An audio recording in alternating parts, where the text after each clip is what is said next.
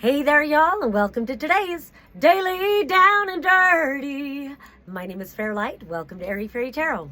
All right, y'all. So, man, the messages that have been coming through this week, I can tell we're approaching eclipse season because we are nearing a time when we're ready to eclipse some shit out of our lives.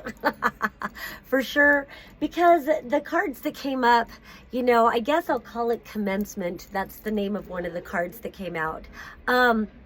It just feels like this is energy that it's been slowly working itself through. So we start out with this disappointment, and this disappointment can be about whatever.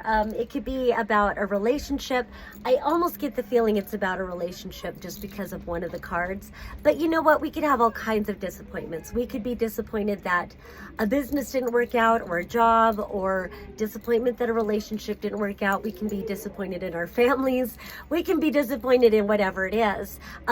This particular disappointment, like I said, it feels like it's been a long, slow burn, a long, slow process of acceptance. It's like all these different stages of grief. And, often with the Five of Cups, I say that, honor the grief. Honor the grief.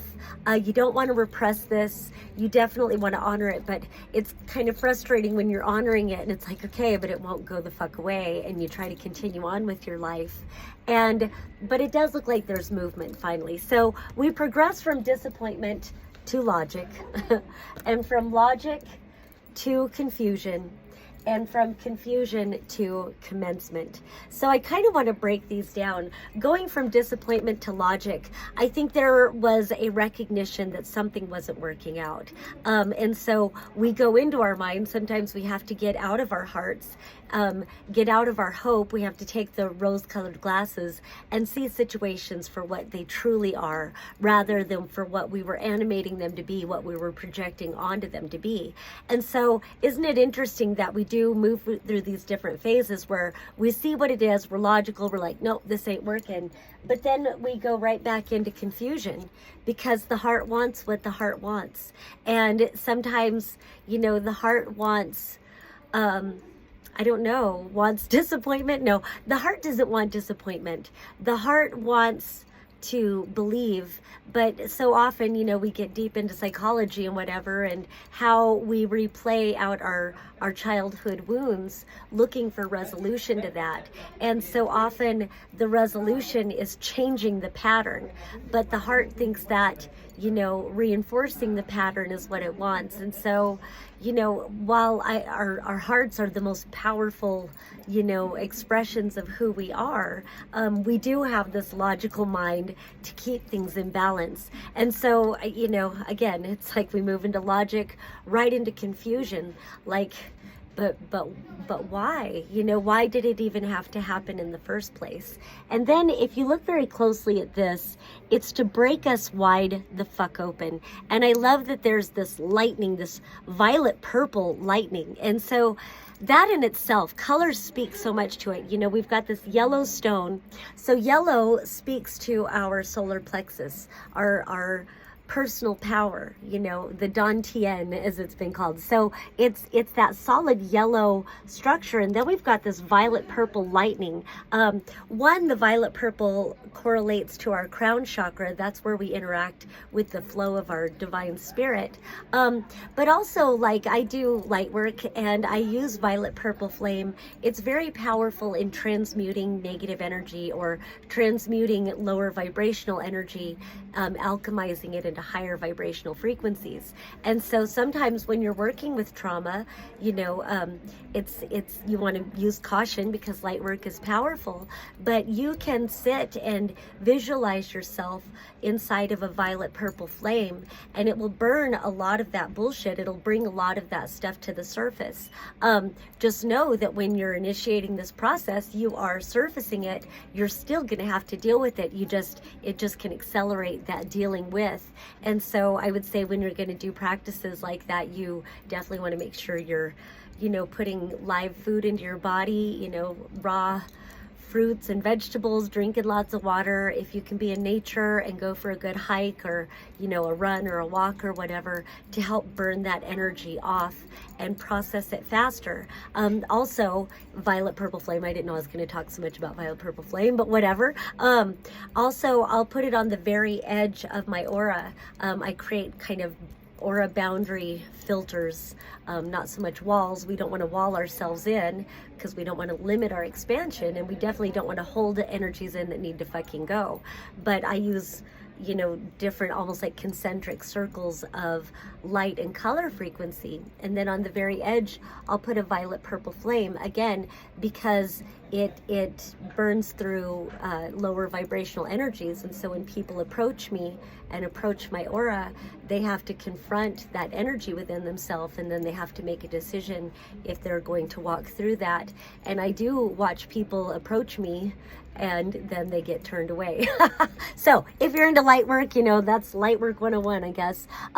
So that is part of the confusion, but there is some sort of a breakthrough implied there. And then we have the commencement. The Four of Worlds, so often the Four of Pentacles, it's shown with somebody holding a coin over their heart. You know, some people take that to be you're holding on too tightly. I like an expression of it being that you've learned to really value what is inside your chest. You've learned to really value that heart space. And so it's not so much you're holding on tightly, but it's smart to protect yourself. And that coin represents value. I value my heart. I value my energy. I value this space.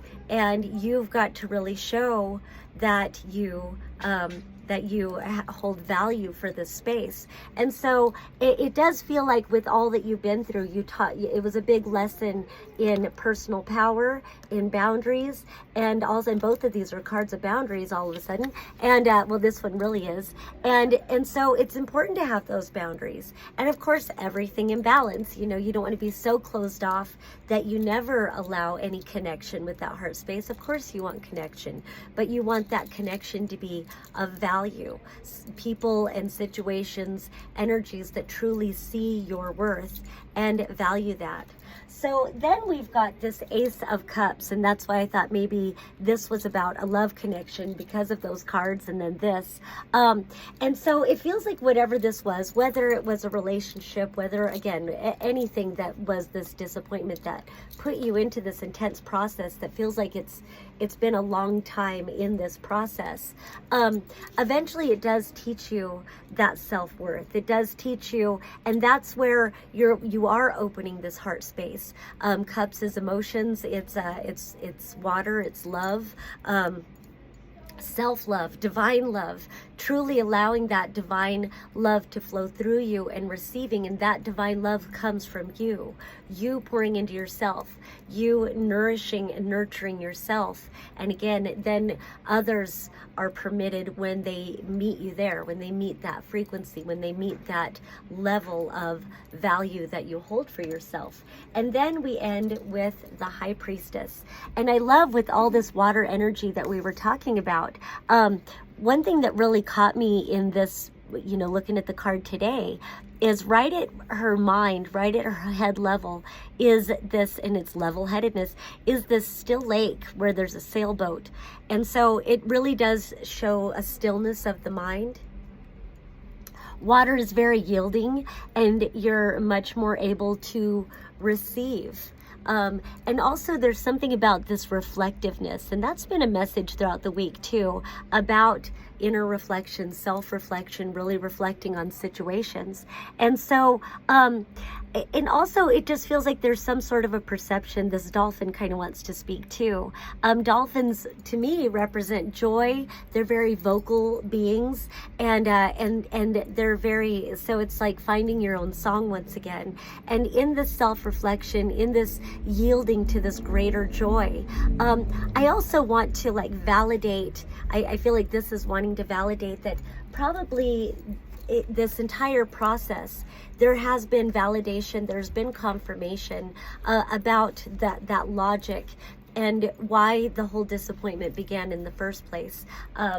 So, you know, for the example of a relationship, probably you knew things were off before you had to acknowledge it to yourself that you're disappointed, and that it's just not going to work. And so it comes full circle, but now you're much wiser.